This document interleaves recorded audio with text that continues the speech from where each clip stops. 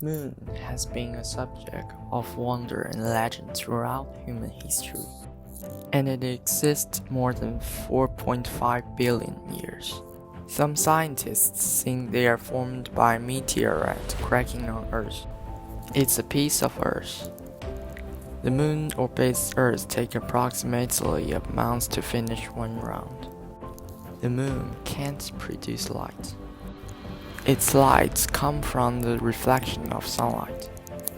The percentage of light reflected by the Moon is known as its albedo. It can sometimes create beautiful scenes like solar eclipse. The ocean also driven by the Moon's gravity. The flood tide and ebb tide is controlled by this. Moon has not atmosphere. So when the sunlight hits the surface, it can reach 127 Celsius. The back of it can drop to minus 183 Celsius. In 1969, Apollo mission was on. Humans' first step on Moon is from Neil Armstrong.